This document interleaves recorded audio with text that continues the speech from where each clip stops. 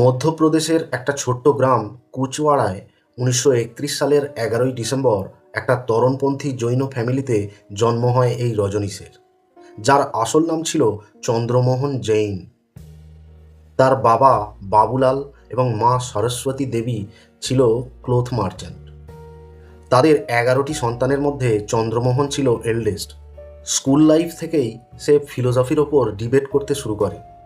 চিরাচরিত ধর্মের ওপর তার কোনো ট্রাস্ট ছিল না।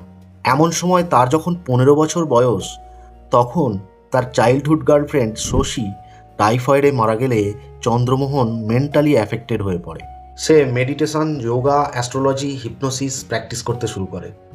বসন্ত যোশী, যে ছিল রজনীশের কোর ডিসাইপলদের মধ্যে একজন, তার বক্তব্য অনুযায়ী পরে জানা যায় যে আর্লি চাইল্ডহুড থেকেই খেলাধুলার পাশাপাশি ওয়াইড রেঞ্জ অফ রিডিং ছিল তার ফার্স্ট প্রায়োরিটি।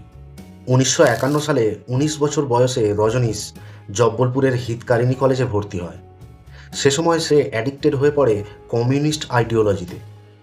পড়ে ফেলে মার্কস ও অ্যাঞ্জেলসের the Communist Manifesto, Das Kapital থেকে শুরু করে প্রায় বেশিরভাগ বই।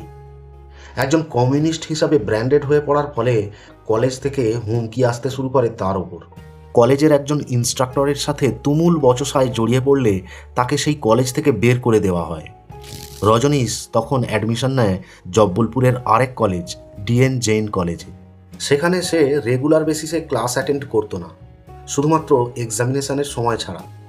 সে একটা লোকাল নিউজ পেপারের অ্যাসিস্ট্যান্ট এডিটর হিসেবে পার্ট টাইমে কাজ করতে শুরু করে।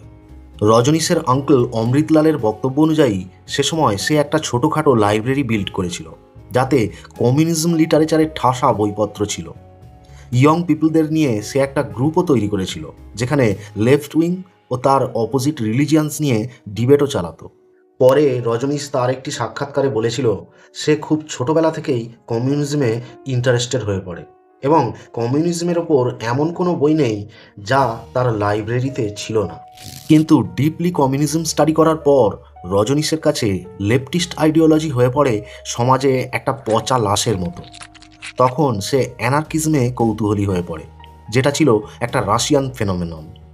তার মতে রাশিয়ার বিখ্যাত লেখক ও ফিলোসফার ক্রোপটকিন, বাকুনিন এবং লিও টলস্টয়, এরা তিনজনেই ছিলেন অ্যানার্কিস্টস, অর্থাৎ এমন এক মতবাদ যেখানে কোনো দেশ বা কোনো রাজ্য অথবা কোনো গভর্নমেন্ট বলে এই দুনিয়ায় কিছু নেই। এরপর রজনীশ সোশ্যালিজমে আগ্রহী হয়ে পড়ে এবং দুটো ন্যাশনালিস্ট অর্গানাইজেশনসের সাথে যুক্ত হয়, দ্য ইন্ডিয়ান ন্যাশনাল আর্মি এবং রাষ্ট্রীয় স্বয়ংসেবক সংঘ। কিন্তু সেই